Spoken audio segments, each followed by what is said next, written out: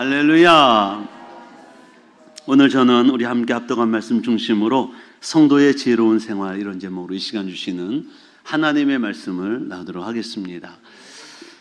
오늘 본문의 말씀은 성도들 간의 소송에 관한 말씀입니다. 재판에 관한 말씀. 우리가 이미 성경을 살펴보았습니다. 고린도서 1장부터 쭉 보고 있는데 첫 번째 고린도 교회 문제는 분쟁의 문제였습니다.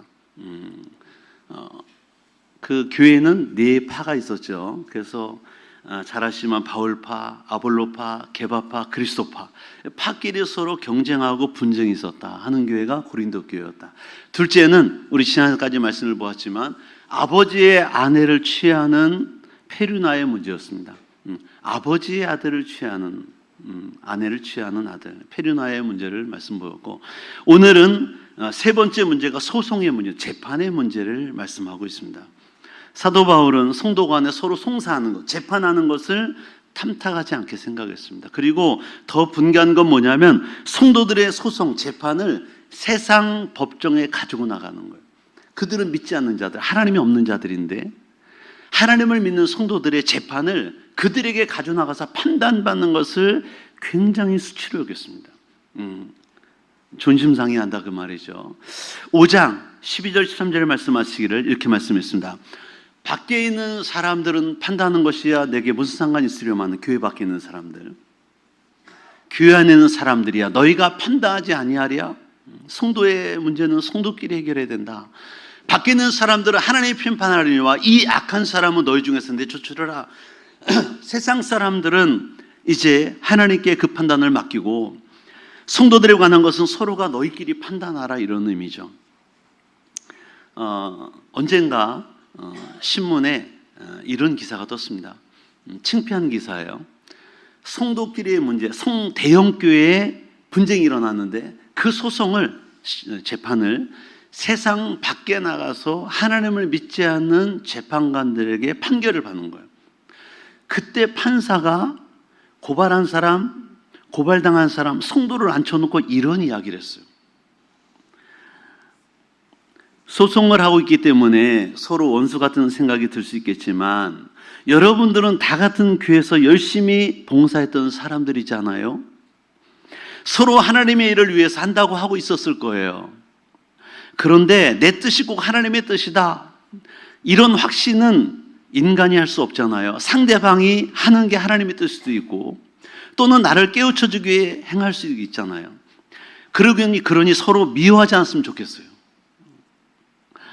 내 뜻에 반한다고 해서, 반대가 된다고 해서 해도 서로 존중하고 좋은 방향으로 찾아가는 재판이 됐으면 좋겠습니다, 이렇게 얘기했다는 거예요.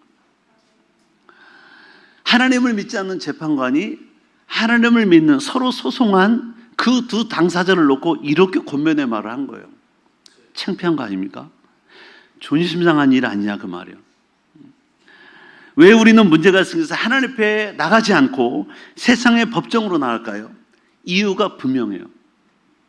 왜냐하면 자신에게 손해가 날까 봐 그렇습니다. 특히 금전적인 문제는 더 그렇습니다. 여러분, 예수님이 마태복음 5장 40절 42절에 말씀했어요. 또 너를 고발하여, 재판 걸었다 그 말이에요. 소송했다 그 말이에요. 속옷을 가지고자 한 자에게 겉옷까지 가지게 하며 누구든지 너를 억지로 오리를 하게 하거든 그 사람과 심리를 동행해주고 내게 구하고자 한 자에게 주며 내게 꾸고자 한 자에게 거절하지 말라, 예수님 말씀이에요.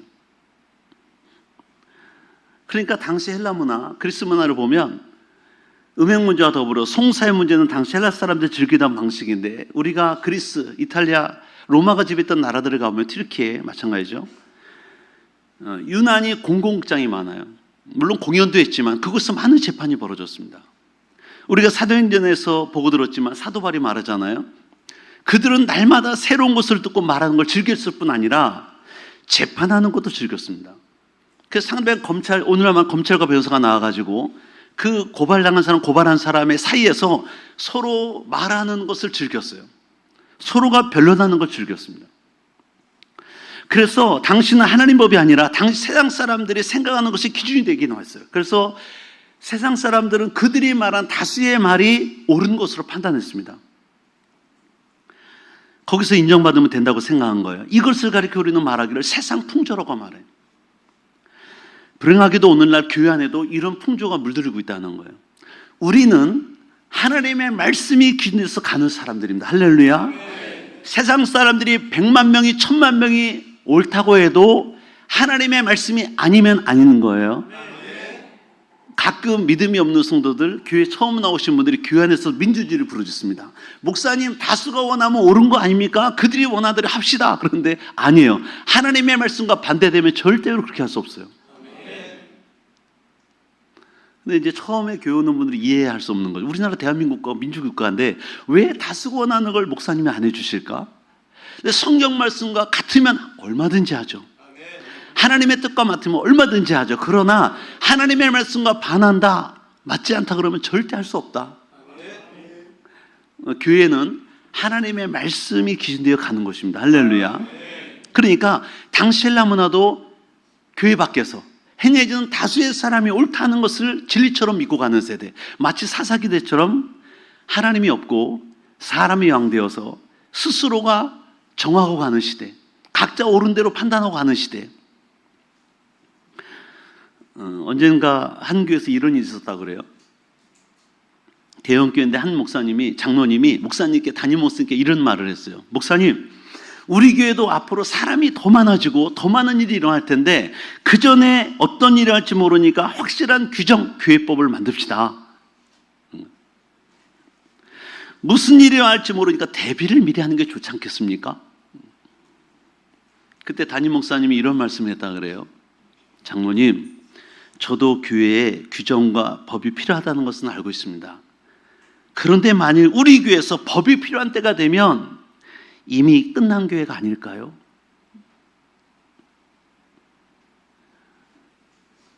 교회에서 어떤 규정을 외치면 주님의 사랑과 은혜가 떠난 교회다 그 말이에요. 할렐루야. 사도 바울은 이제 6장에서 성도 간에 일어난 문제는 교회 판단을 받을 일이 왜 세상 판단을 받고 있냐라는 말씀이에요. 오늘 구절은 그래서 성도 간에 문제가 났을 때 이 문제를 절대로 세상 나가지 마라. 할렐루야. 오늘 본문은 첫째로 성도들은 장차 세상을 심판할 자들이기 때문에 세상 나가면 안 된다. 성도들 간의 문제를 가지고 세상 법정 가면 안 된다. 이런 1절에 보니까 이렇게 말씀하잖아요. 너희 중에 누가 다른 이와 더불어 다툼이 있는데 구태여 불의한 자들 앞에서, 여기 불의한 자들, 이런 표현은 톤 아디콘이라는 단어인데 이것은 뭐냐면 그리스도의 보혈로 의롭게 된 그리스도인에 반대되는 사람들, 다시 말하면 비그리스도인들, 일반인들을 말하는 거예요. 구태여 그들 가운데서 고발하고 성도들 앞에 하지 않겠느냐. 성도는 세상을 판단하고 천사들을 판단한 자들인데 왜 존심상하게, 왜 교회에서 경히 여기는 자들, 일반 세상 사람들에게 판단을 받도록 하냐 그 말이죠. 그러면 안 된다. 이런 얘기 들었어요. 듣고 제가 폭소했습니다. 너무너무 웃었어요. 성질이 급하고 불평 많은 어떤 사나이가 마을버스를 탔대. 근데 마을버스가 출발을 안 하고 가만히 있는 거야. 이제 손님 기다리는 거겠죠, 승객을. 근데 이 성질 급하고 다혈질인 사람이 소리 질렀어요. 아니 왜 안 떠나는 거야? 참다 못해 소리 질렀어. 이봐요, 이 똥차 언제 떠나는 거야? 소리 지른 거야. 운전기사가 눈을 지그시 감더니 조용하게 말했대요. 똥이 다 차면 떠납니다. 존심상한 거야. 이 차를 지금 똥차라 그랬잖아. 똥이 다 차면 떠납니다. 여러분, 우리가 교회 안의 문제, 성도 간의 문제를 가지고 세상 법정 나가는 건 존심 문제다. 존심. 우리 성도들은 장차 세상을 심판할 자들 아니냐 그 말이에요. 세상을 심판할 자들.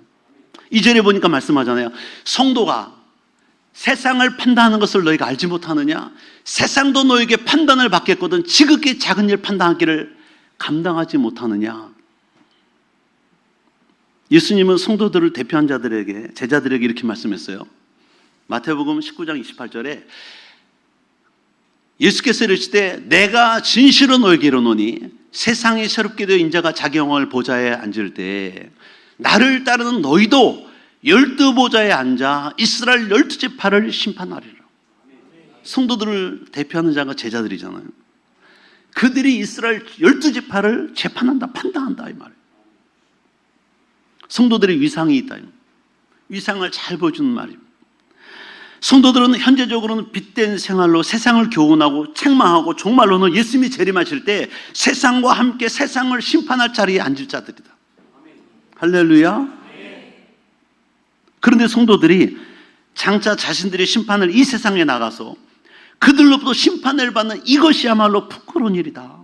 창피한 일이다. 오늘 사도 바울은 크리스천으로 이 땅에 살아가는 동안 지켜야 될 성도의 거룩한 자존심, 빛된 생활에 대해서 말씀하는 거예요. 이것이 성도의 지혜로운 생활이다. 문제는 교회 문제를 세상 재판장에 가지고 나가면 이것이 과연 세상의 빛이 되겠느냐? 우리는 예수님 말씀했죠. 너희는 세상의 빛이다. 너희는 세상 소금이다. 여러분, 절대로 성도와 교회는 서로가 헌신하고 희생하고 섬겨주는 거예요. 할렐루야. 촛불은 초가 타지 않으면 절대로 빛을 낼 수 없습니다. 소금은 녹아지지 아니하면 짠맛을 낼 수 없어요.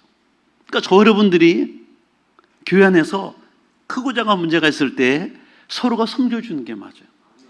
나를 내려놓는 게, 나를 내려놓고 나를 태우고 나를 녹이는 게 맞습니다. 할렐루야. 그런 교회가 성숙한 교회.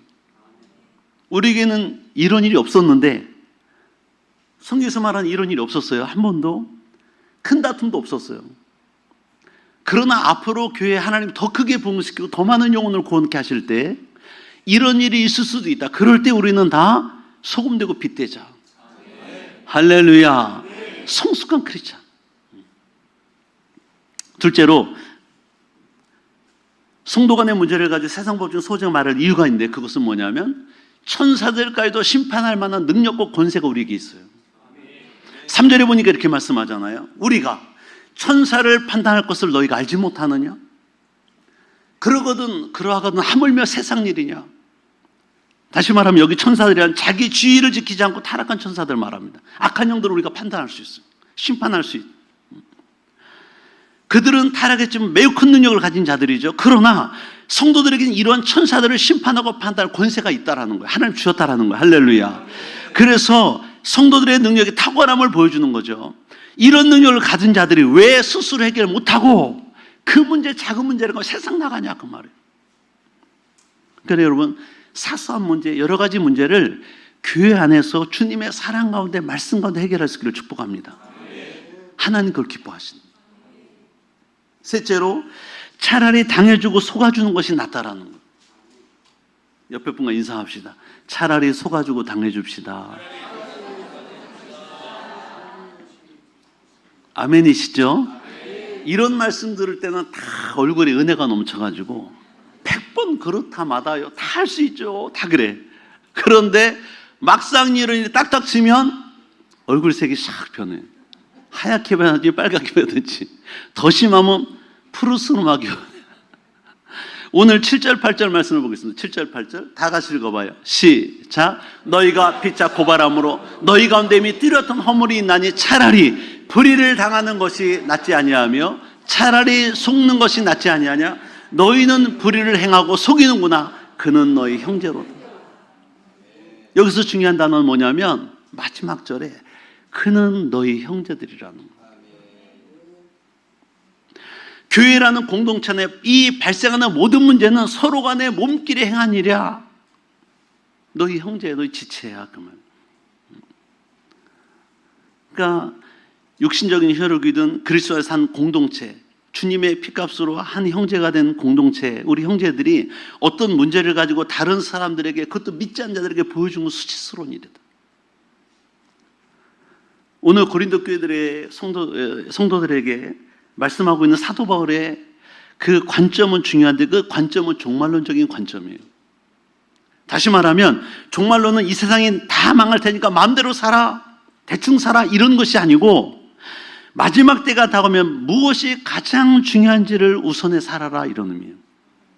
할렐루야. 주님이 곧 오실 터인데 그 주님 앞에 우리가 어떤 것이 중요한지를 기억하며 살아라는 거예요. 어떤 일을 하고 어떤 말을 하는 것이 중요한가. 우리가 예수 믿으면 서로 형제자매라고 말하잖아요. 할렐루야. 교회는 머리가 예수님이야. 그 교회는 몸이 주님의 몸이에요. 우리는 다 주님의 지체다. 그러니까 저는 한 형제라고 할 때 이로도 얻어도 손해날 게 없어. 다시 말하면 내가 손해를 보면 동생이 이익을 보는 거야. 내가 이익을 보면 동생이 손해를 보는 거예요. 그러니까 서로가 이익과 손해를 따지지 마라. 형제이기 때문에. 이기고 지는 것이 무슨 소용이냐. 예를 들어서 여러분들이 왼손을 다쳤어요. 그러면 기부스를 했어. 쳐봐. 왼손을 다치면 왼손을 안 써요. 그러면 오른손이 왼손을 고발하는 거 보셨어요? 아니지, 왼손은 왜 가만히 있는 거야? 나만 힘쓰고 있잖아. 지금 양치 세수 다 내가 하잖아. 왼손은 왜 가만히 있는 거야? 일은 없잖아요. 오른쪽 눈이 요즘 침침해. 오른쪽 눈이 잘 안 보여. 그 왼쪽 눈이 막 소리 지르는 거 보셨어요? 야, 너는 왜 맨날 눈 감고 있어? 나만 피곤하냐? 눈에 핏발 쓴 거 안 보여? 막 이런 일이 없잖아요. 왜? 한 몸이잖아. 서로 보완해 주잖아. 오른발 못 쓰면 왼발이 더 힘을 쓰는 거야. 왼손이 아프면 오른손이 더 힘 쓰는 거예요. 할렐루야. 이게 한 몸이야, 한 몸. 이게 한 지체야, 지체. 근데 여러분들이 만약에 어떤 형제가 아픔을 당했는데 그래서 요즘에 힘을 못 쓰고 있어. 봉사도 못하고 무기력해 있고 낙심에 지쳐 있는데 그 사람을 향하여 여러분이 뭘 하면 안 되는 거죠. 같이 아파야 되는 거죠. 여러분 몸에 한쪽이 아프면 밤새 잠을 못 자. 왼팔이 아프잖아요. 밤새 잠을 못. 다른 지체가 다 잠을 못 자는 거야. 왜? 얘 때문에. 깨어 있어야 되는 거야. 얘 때문에 잠을 못 자 지금. 그 온 육체가 얘한테 신경을 다 쓰는 거예요. 어떻게 하면 얘가 안 아플까? 그래야 뭐 우리도 다 편하니까 얘를 다 어떻게든지 안 아프게 하고 감싸주려고 하고 들어주려고 하는 거예요. 마치 가족이 그렇고 교회 공동체가 그런 줄로 믿습니다. 하나님은 우리의 동일한 아버지야. 예수님은 우리의 구주야. 할렐루야. 서로가 약점을, 핸디캡을 보완해주고 사랑해주고 기도해주고. 문제는 우리가 서로 형제라는 인식이 없고 실제 형제임에도 사랑하는 마음에 남남처럼 살 수가 있다. 그래서 이기려고 싸운다 이 말이죠. 이미 내가 편하고 저 사람이 초라하게 보이는 것이 즐겁다면 이미 형제가 아니야. 아시죠? 여러분 중에 상대방의 코를 납작하게 해놓고 무릎을 꿇리고 잘못했으나라는 말을 들어야 직성이 풀리는 스타일이 있어요? 그거 안 됩니다.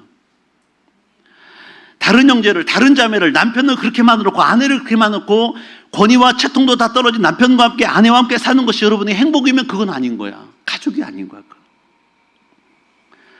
우리 가장 큰 문제는 뭐냐면 자꾸 이기려고 하고 다른 사람에게 내가 손해보지 않으려는 마음이 있다는 거. 마음에. 우리 교회에서도 마찬가지. 가족끼리도 마찬가지. 여러분, 우리가 형제고 사랑하는 사람이라면 서로 이기고 지고 얻고 잃고 하는 것보다 더 중요한 건 뭐냐면 함께 사는 존재라는 거야. 같이 가는 존재다. 여러분, 오른팔 왼팔은 나와 함께 가고 있어요. 오른발 왼발은 같이 가고 있는 거야.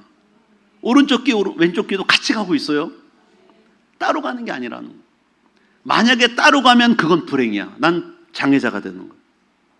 오른발이 좀 힘을 못 쓴다고 왼발이 떨어뜨려 놓고 가. 난 장애자야, 그 즉시. 온전한 사람이 아니라는 거예요. 여러분, 사도 바울이 오늘 말씀 7절에 결론을 내리고 있는데 뭐라고 말씀하지 아십니까? 베드로후서 7절에는 차라리 당하는 것이 낫다. 차라리 당하라고 말하는 거예요. 당해라. 속아줘라. 아예. 형제끼리는. 여러분, 가정에서도 교회에서도 공동체 안에서 서로 속아주고 당해주기를 축복합니다. 한번 옆에 분과 인사합시다. 환하게 웃으면서 인사하셔야 돼요. 인상 쓰면 문제가 있는 겁니다. 웃으면서 인사합니다. 당해주고 삽시다. 한 번 더 속아주고 삽시다. 여러분, 베드로서 1장 5절로 7절에 말씀하고 있어요. 그러므로 너희가 더욱 힘써 너희 믿음의 덕을, 덕의 지식을, 지식의 절제를, 절제의 인내를, 인내의 경건을, 경건의 형제 우애를, 형제 우애의 사랑을 더해라. 무슨 말하는 거예요? 믿음의 덕이 있어야 된다는 거예요. 그 위에 우애가 있어요. 형제 간의 우애가 있듯이. 그리고 형제 사랑이 있어야 된다는 거예요. 그러니까 여러분이 믿음 생활하고 있지만 그의 덕이 있어야 되고 형제 사랑을 더해라. 그가 성숙한 자다. 은총이하고 하임이는요, 어리잖아요. 우리 게 제일. 얘네들은 아직 우애가 없을 수 있어요. 덕이 없을 수 있어요. 사랑이 없을 수 있습니다. 하임이가 그러진 않겠지만 엄마 아빠 안 보면 이제 어제 돌예배 드렸거든요. 첫 돌. 사랑받는 은총이를 꼬집을 수 있어요. 왜? 나보다 네가 더 이쁨 받는다 이거야. 어저께까지도 내가 너와도 더 이뻤거든. 근데 네가 생기면서 내가 더 사랑을 뺏기고 있어. 꼬집고 찌르고 막 그럴 수 있어요. 왜 그러죠? 어리기 때문에. 성숙하면 그럽니까? 성숙한 사람 그러지 않죠. 오히려 더 밀어주고 기도해 줄 수 있어요. 맞아요. 저보다 얘가 더 나아요. 할 수 있어요. 할렐루야. 성숙한 믿음. 믿음은 추상이 아니라 삶을 통해 구체화되는 되는 거예요. 여러분이 믿음 생활 잘한다는 건 뭐냐면 하나님의 말씀이 삶 속에 적용될 때 그분은 성숙한 믿음. 만약 우리가 믿음이 있다고 하면서도 덕도 없고 지식도 없고 절제도 없고 인내와 경건이 없다면 사랑이 없다면 그 믿음은 가짜 믿음일 수 있어요. 때로 우리는 억울한 일을 당하면 불의한 일을 당하면 변명을 해야 되거나 나의 의의를 드러내려고 그래요. 왜? 그렇지 않으면 무능한 사람 취급당하고 죄인 취급당하고 어리석은 사람 취급당하니까.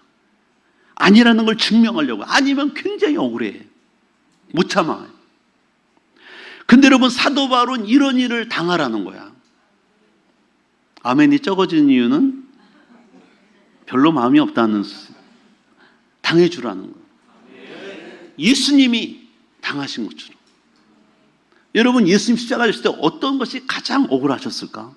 저는 두 가지가 딱 생각났어요. 예수님이 십자가에 달려 죽으실 때 제일 억울했던 것, 우리 인간적인 관점으로 볼 때 제일 억울했던 것이 무엇일까? 첫째는 예수님은 죄인이 아니잖아요. 의인이시잖아요. 그분은 성령으로 잉태됐어요. 사람의 씨로 난 게 아니에요. 그는 죄를 모르시고 죄가 없으신 분이에요. 그런데 가장 흉악한 형틀, 죄인 중에 괴수가 지는 십자가형을 당했어요. 그것도 우편 강도 좌편 가운데. 이건 어떤 의미냐면 옛날에 왕은 좌의정 우의정 옆에 앉았어요. 좌석이 그렇게 배치됐어요. 1품 2품 3품 4품 경복궁 가보셨어요? 쫙 비석 있죠. 그 앞에 딱 서 있는 거야. 제일 최측근이 우의정 좌의정 영의정도 있지만 좌우에 예수님을 죄인 가운데 세우는 건 네가 그 살인자들의 리더다. 그러면 일본말로 오야지다.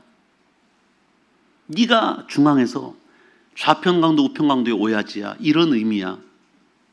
예수님은 의인이신데 죄도 모르신 분인데 그 인류의 모든 죄를 담당하셔 죄인 되셨다는 거야.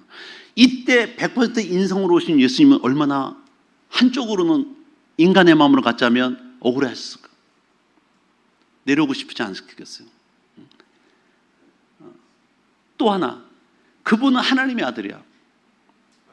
빌립보서 2장 보니까 하나님의 본체세요. 십자가에서 내려와 봐라. 우리가 그러면 너를 믿겠노라 그랬어요. 예수님 못 내려왔겠습니까? 아예 잡히지도 않았겠죠. 겟세마네 동산에서. 죽으실 일이 없잖아요. 신성을 가진 그분이, 능력 있으신 그분이 얼마 내려갈 수 있죠. 하나님의 아들임을 증명하시죠. 봐라, 내가 능력이 있다. 하나님의 아들이지 않냐. 할 수 있죠. 근데 왜 안 하셨을까? 인간적인 마음 보면 죄인 또는 능력이 있으신 하나님이신데 그것을 다 참으셨다는 거예요. 만약에 이것을 참지 않으면 어떤 일이 벌어집니까? 온 인류의 그 하나님의 구속사, 그 하나님의 구원의 뜻이 다 사라지는 거예요. 나를 내세우고 내 생각을 내세우고 내 뜻을 내세우고 내가 창피한다고 조롱한다고 모욕한다고 수치를 안 당하려고 내가 내려오면 그 순간 모든 것이 물거품 되는 거야. 하나님의 뜻이, 하나님의 일이, 하나님의 나라가 망가지는 거예요. 그러니까 무엇을 위해 주님 참으시는가? 하나님의 나라가 세워지기를 위해서, 하나님의 뜻이 세상에 펼쳐지기 위해서 참으시는 거야. 우리도 마찬가지예요. 그래서 여러분들이 믿음 생활할 때, 공동체 생활할 때 우리 가운데 억울한 일을 당할 수 있어요. 힘든 일 당할 수 있어요. 모함 당할 수 있어요. 수치를 당할 수 있어요. 내가 증명해 보이고 싶은 일이 있을 수 있어요. 그런데 하나님의 나라를 위해서 참으라는 거예요. 할렐루야. 참으라는 거예요. 내려놓으라는 거예요. 여러분, 주의 십자가 사랑과 은혜를 입었던 사도 바울이 고백하고 있어요. 고린도전서 9장 12절입니다. 뭐라고 말씀하는지 아시죠? 다른 이들도 너에게 이런 권리를 가졌거든 하물며 우리일까 보냐? 그러나 우리가 이 권리를 쓰지 아니하고 범사에 참는 것은 그리스도의 복음에 아무 장애가 없게 하람이라. 복음을 전할 때 사도 바울이 고문받고 매를 맞고 감옥에 들어가고 엄청난 고난을 받았어요. 여러분 다 아시죠? 근데 이 사도 바울이 가졌던 권리가 뭐예요? 로마 시민권의 권리를 가지고 있어요. 정당한 재판을, 그 당시 로마 시민은 이 로마 시민권이 있으면 정당한 재판 없이 감옥에 구금되거나 매를 맞으면 항소하게 돼 있고, 그를 행한 자는 엄격한 벌을 받습니다. 감히 로마인을 네가 재판도 없이 감옥에 넣고 매를 때렸어? 근데 사도 바울은 복음을 전할 때 이런 권리를 안 썼다는 거야. 하나님의 나라 복음이 전파되기 위해서. 로마 시민권, 옛날에로 70년, 80년대 미국 시민권 가진 것과 거의 비슷해요. 자랑스럽죠? 응? 자랑스러웠어.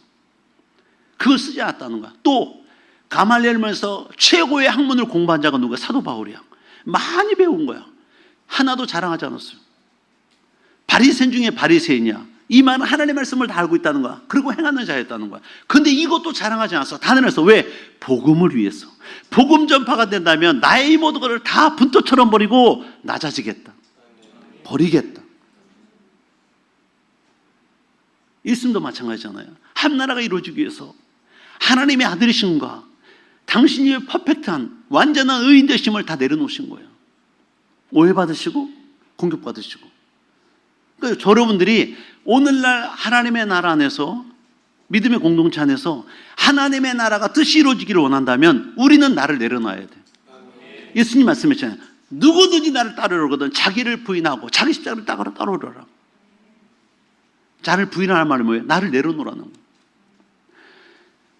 그래서 장 목사도, 여러분도 하나님 백성이고 하나님 자녀들이잖아요. 직위만 다른 거지. 한 나라에서 내려놓는 게 많아요. 장 목사도 오늘까지 내려놓는 게 많습니다. 나를 내려놓으면 돼. 나는 죽고 예수로 살면 돼. 여러분도 마찬가지. 선을 행할 때요, 어려움이 반드시 올 수 있어요. 힘든 일이 올 수 있어요. 모함하고 누명 뒤집어 쓰고 예수님이 그랬잖아요. 하나님 나라 확장할 때. 여러분도 그러나 그것들을 다 이기는 방법은 날 내려놓으면 돼. 나 없어. 장기준은 죽었다. 할렐루야. 장기준은 없다. 그러면 돼. 그러면 다른 나라가 세워져. 근데 내가 있다, 살았다 그러면 안 돼. 한 나라가 막혀요. 장애물이 되는 거예요. 여러분, 당하는 것만큼 성숙한 삶이 없는 줄 믿으시길 바랍니다. 속아주고 당해주는 건 그 사람은 성숙한 믿음이에요. 엄마 아빠가 애들한테 다 속아주고 살았잖아요. 나는 지금도 어버이날 되면 생각하는 사건이 하나 있어. 얘들도 많이 했을 것 같은데 여러분도 했을 거예요. 옛날에 1,000원은 엄청 컸어요. 1,000원. 1,000원이면요 엄청 큰 돈이었어요. 제 국민학교 때, 초등학교 때 얘기. 애들의 백과사전 사고 막 우리 집 못 사주는 거잖아. 그래서 엄마 백과사전 살게 했어. 얼마인데? 3,000원. 3,000원이면 엄청 큰 돈이에요. 그걸 받아서 다 썼어. 만화방 가고 떡볶이 사 먹고 애들 사주고 뭐 다 항상 죄질 때는 항상 같이 범죄자를 만들잖아. 야, 너도 같이 먹자. 그래 놓고 책은 어떻게 했냐? 새로 산 친구한테 가서 야, 하루만 빌려줘라. 그 책 뒤에다가 걔 이름을 살짝 지우고 멀리서 엄마 샀어. 믿잖아 엄마는. 그래 놓고 친구 갖다 준 거야. 이 도둑놈. 사기꾼. 그리고 엄마가 나중에 물어봐. 너 그 책 어쨌냐고. 학교에다 두고 왔어. 거짓말쟁이. 그러니 제가 얼마나 죄를 졌어요. 하나님 앞에.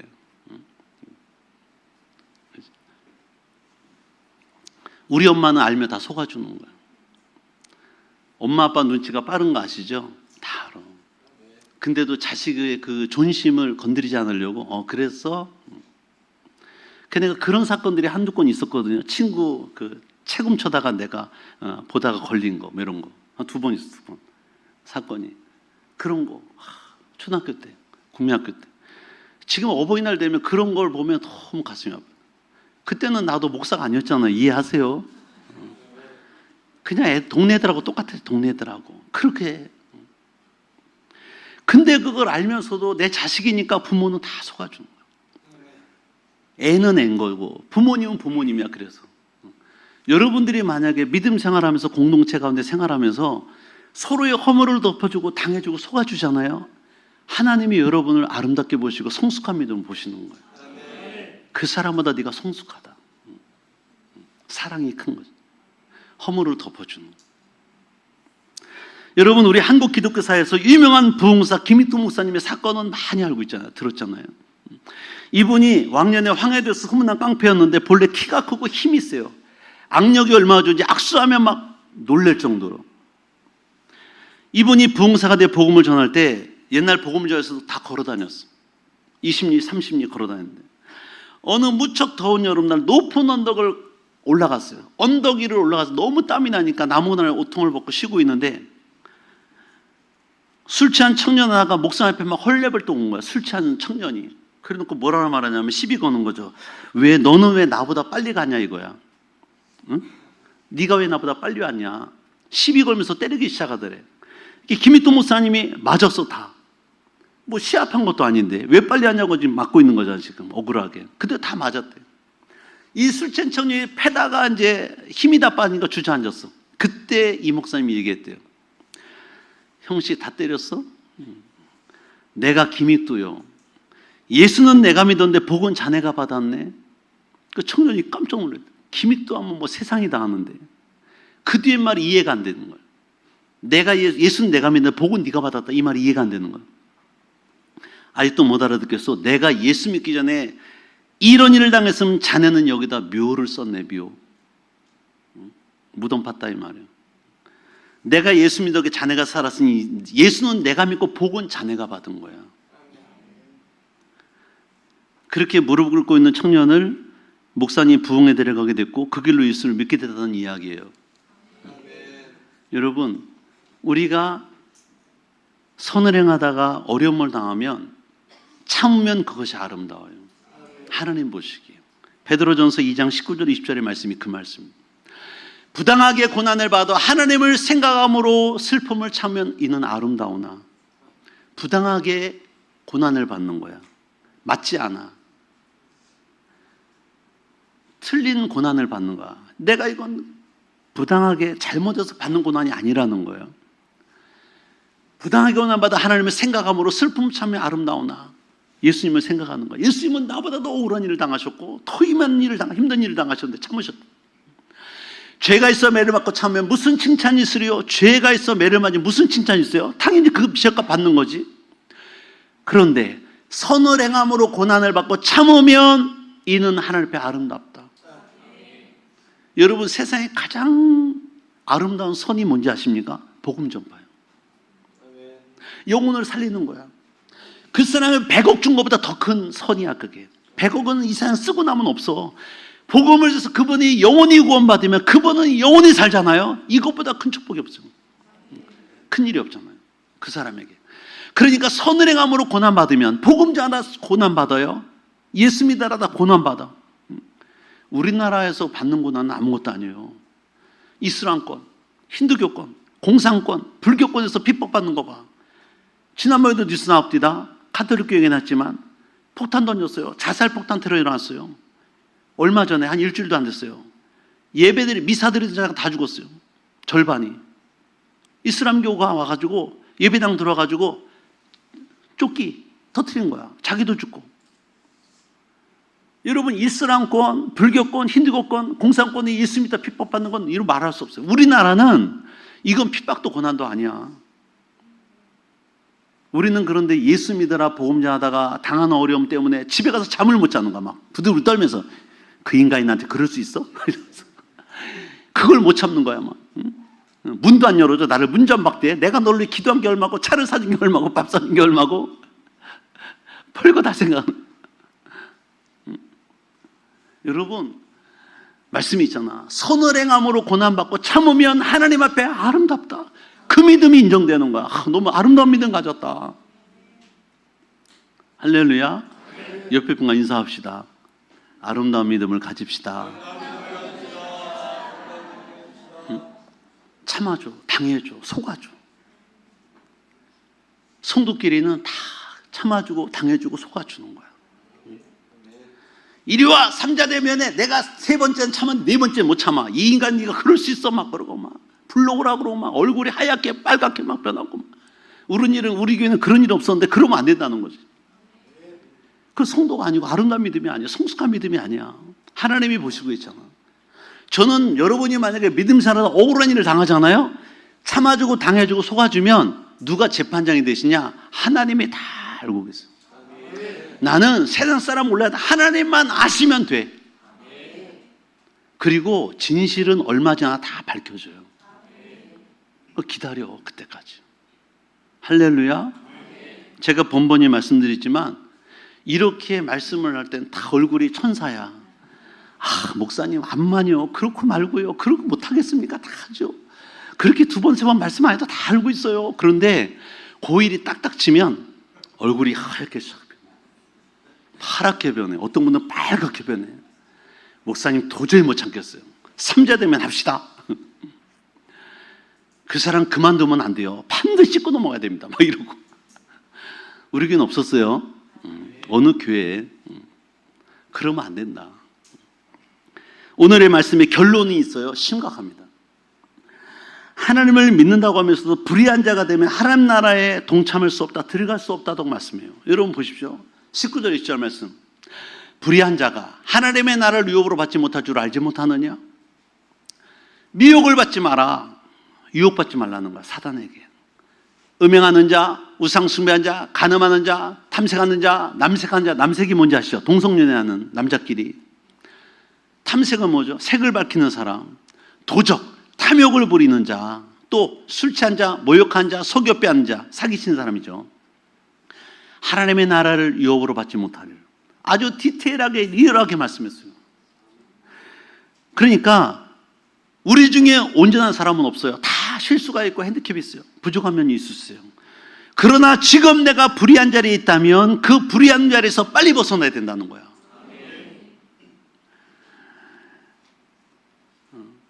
성도가 죄를 짓고 불의한 자리에 있으면서도 나는 구원받을 수 있을 거야 그러고 말하면 안 된다는 거예요. 하나님 나라 권세를 누려 우리가 불의한 일을 행하면 가장 비참해져요. 그리고 영생을 이루지 못할 뿐 아니라 이 땅에서도 복이 없다. 성도가 죄를 지으면 더 아픈 이유는 우리가 하나님의 자녀로서 이미 가진 명예를 잃어버릴 수 있습니다. 오늘 본문의 9절 10절의 말씀이 그 말씀. 우리가 분명히 알아야 할 것은 의로운 행위로 구원받는 건 아니에요. 그렇지만 우리가 구속받는 사람이라면 아직도 그런 잘못된 삶을 사는 것은 정상이 아니다. 구원의 자리에 동참하지 못할 수도 있다. 우리가 속지 말아야 될 건 뭐냐면 죄 가운데서 머물러 죄의 낙을 즐기면서도 내가 구원받을 거야, 천국 갈 수 있을 거야 라고 말하지 말라는 거예요. 그건 잘못된 생각, 속이는 생각이 넘어간 거예요. 사단이 미혹하는 거예요. 할렐루야. 반드시 빨리 나오셔야 됩니다. 돌이키셔야 됩니다.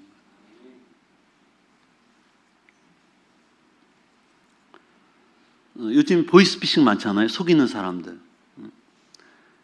보이스피싱들 많아요. 속는 사람도 많고 당하는 사람도 많은데 그건 절대 범죄죠. 범죄. 만약에 그런 자리 있다면 저는 할 수 있는 게 이것뿐이 없어요. 저는 이거 가지고 먹고 살아야 돼요. 목구멍이 포도청이라고 뭐가 이거래야 먹고 살아야 하고 거기 있다면 어떻게 될까요? 안 되는 거야. 그 생각 버려야지. 나는 이게 생업이에요. 이거 버리면 나는 뭐 먹고 살아요? 그 생각 버려야 됩니다. 바꾸셔야 되는 거예요. 이해되시죠? 저는 할 수 있는 게 이것뿐이 없어요. 그럼에도 불구하고 하나님의 말씀에 이것이 불의한 일이라면 바꾸셔야 돼요. 바꾸시면 하나님이 더 큰 축복을 주실 거예요. 아마 더 좋은 거 주실 거예요. 저는 먹고 살기가 이것뿐이 없기 때문에 못 벌어요. 그러면 오늘 말씀처럼 하나님 나라 유혹으로 받지 못할 수도 있어요. 그러니까 우리는 하나님 있는 백성이니까 주의를 잘 지키는 직업을 가져야 되는 거야. 여러분 자녀들도 직업 선택할 때 주의를 잘 감당할 수 있는 직장을 선택하시길 축복합니다. 서비스업 경우가 주의를 일할 수가 많잖아요. 그러면 안타까운 게 뭐냐면 그 주는 못 지키잖아. 어떤 사람 한 달 내내 못 지키고, 아니면 밤새 왔기 때문에 그날 주의를 지킨다 해도 잠자고 가. 그거는 제가 볼 때는 직업을 잘못 선택한 거야. 돈 엄청 버는데, 보너스 엄청 나오는데, 공무원이나 마찬가지인데 그래도 할 수 없어. 그건 직업 잘못 선택한 거야. 직업 바꿔라. 이해되시면 아멘. 그러니까 여러분들이 자녀들은 아직 직업을 안 가졌다면 주의를 잘 지키는 직업을 선택하게 하고, 우리가 지금 하나님 보시기에 불의한 자리에 있다면 빨리 그 자리를 벗어나라. 할렐루야. 이게 생업이에요. 그래도 버려야 돼. 할 수 없어. 이해되시죠? 무슨 말인지. 하나님 보시기에 바라야 돼. 오늘 말씀해 주면서 오늘 성도 간의 문제 가지고 있는 세상 법정에 소송하지 말라고 말씀드렸어요. 세 가지 기억합시다. 성도들은 장차 세상의 심판을 자들기 때문에 세상 밖으로 소송 나가면 안 된다. 천사들까지 심판할 만한 능력, 권위가 있기 때문에 절대 나가면 안 된다. 우리끼리 해결하자. 아멘. 우리끼리 해결해야 돼. 사랑으로 당해주고 속아주고. 그 사람도 나중에 알아. 믿음자라면 내가 그때 잘못했구나. 왜 자녀들이 어버이날 되면 아빠보다는, 엄마했던 아빠보다는 알아주고 속아주고 사랑으로 됐던 엄마로 생각하는지 아십니까? 속아줘서 그래요. 당해줘서 그래요. 만만한 게 엄마야. 아빠한테는 무서우니까 말 한마디 못하면서 엄마는 완전히 그냥 소리 지르고 막 들었다 놨다 하고 막 자녀가 돼가지고 막. 그게 철이 들면 느껴지는 거야. 내가 엄마한테 참 못된 짓 했구나. 그리고 엄마를 더 생각하는 거지. 아빠는 그렇게 안 했잖아. 잘. 무서우니까. 엄마는 알면서 다 속아주고 당해줬잖아. 그러니까 그 엄마가 안쓰러운 거야. 자기가 미안한 거야. 그러니까 더 엄마한테 잘하는 거야.